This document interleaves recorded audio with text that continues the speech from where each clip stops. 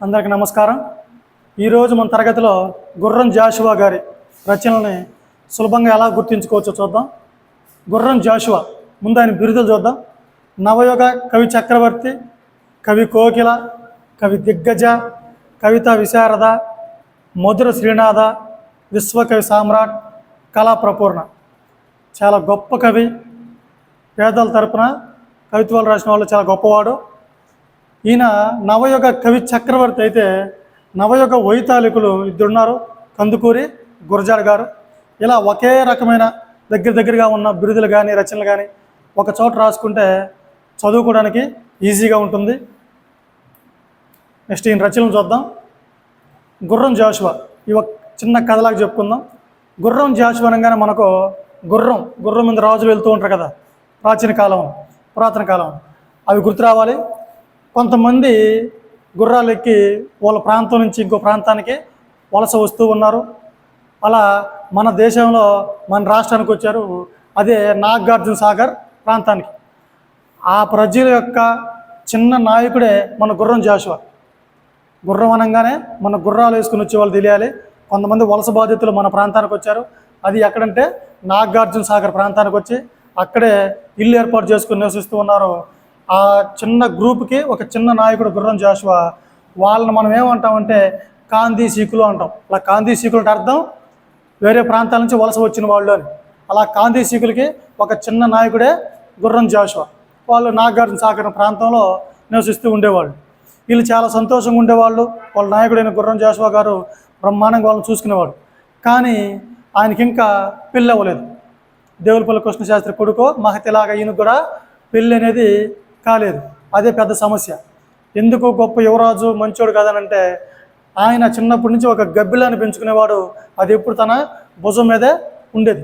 So ఆ గబ్బిలం అనేది అరిష్టం, దాన్ని వదిలి అప్పుడు మేము పెళ్లి చేసుకుంటున్న అమ్మాయిలు కానీ పిల్లనిస్తామని అమ్మాయి తల్లిదండ్రులు కానీ చెప్పేవాళ్ళు. కానీ చిన్నప్పటి నుంచి అల్లారి ముద్దుగా పెంచుకున్న గబ్బిలాన్ని ఆయన తన పెళ్లి కోసం వదలడానికి ఒప్పుకోలేదు, అంగీకరించలేదు.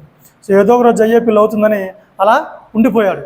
ఇలా గబ్బిలం కారణంగా ఆయనకి పెళ్ళి అనేది జరగలేదు. ఇలా ఉండగా కొంతకాలానికి ఆ దేశ రాజు యువరానికి స్వయంవరాన్ని ప్రకటించాడు. దాన్ని చూడడానికి అనేక మంది ప్రయాణికులు, యాత్రికులు బయలుదేరి వెళ్ళేవాళ్ళు.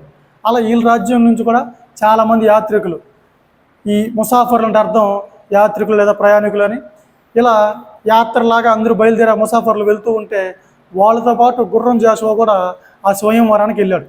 ఆ స్వయంవరానికి వెళ్తే ఆ యువరాని పేరు ముంతాజ్. ఆమె కోసమే కట్టిన ముంతాజ్ మహల్ అనే ఒక మహల్లో స్వయంవరాన్ని నిర్వహించడం జరిగింది.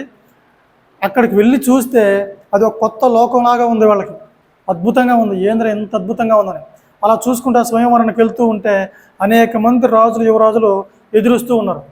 ఏమయ్యా స్వయంవరానికి ఉండకుండా వచ్చేస్తున్నారంటే ఆ యువరాన్ని మనకు దక్కదో, గొప్ప వాళ్ళంతా ఈ పోటీకి వచ్చున్నారు, మనం వెళ్ళినా వేస్ట్ అని చెప్పి అనేక మంది వెనుదిరిగి వెళ్ళిపోతూ ఉంటారు. అయ్యింది చూద్దాం కనీసం ఎవరన్నా అనేసి అక్కడికి లోపలికి వెళ్ళి చూస్తే ఆ రాజులు చెప్పింది నిజమే. గొప్ప వాళ్ళంతా అక్కడే ఉన్నారు. ఎవరు వాళ్ళనంటే శివాజీ, బాపూజీ, నేతాజీ, ఇలా ముగ్గురు గొప్ప వాళ్ళు కూర్చొని వాళ్ళు చూసి చాలామంది ఆ పోటీలు లేకుండానే వెళ్ళిపోయారు. కానీ గుర్రం జాషువా మాత్రం వాళ్ళకి ఆపోజిట్లోనే కూర్చున్నాడు. కనీసం ఎవరన్నా చూసి వెళ్ళిపోదాం, మనకంత ఆశ లేదు అనేసి. ఆమె రానే వచ్చింది. ముంతాజు రానే వచ్చి తెరచాటు నుంచి అందరిని ఒకసారి పరిశీలించి నేరుగా గుర్రం జాషువా మెడలో మాలేసింది. ఎందుకు వేసిందని అందరికి ఆశ్చర్యం. ఇంతమంది గొప్ప వాళ్ళని పెట్టుకుని గుర్రం జాషువాకి ఎందుకు వేసింది అని అంటే ఆమె తన గుర్రం జాషువా భుజం మీద ఉన్న గబ్బిలాన్ని చూసి వేసింది. ఎందుకంటే తను కూడా ఒక పక్షి ప్రేమికురాలు. తనతో పాటు ఎప్పుడు గిజ్జిగాడు అనే ఒక పక్షిని పెంచుకునేది ఆమె. గిజ్జిగాడు నాకు చిన్న పక్షి తన భుజాన ఉండేది. సో ఇద్దరికి సేమ్ క్వాలిటీస్ ఉండడం వల్ల, అంటే ఏ గబ్బిలం వల్ల అయితే గుర్రం జాషువాకి పెళ్లి కాలేదో అదే గబ్బిలం వల్ల ఒక దేశ యువరానే గుర్రం జాషువాని చేసుకోవడానికి ముందుకు వచ్చింది.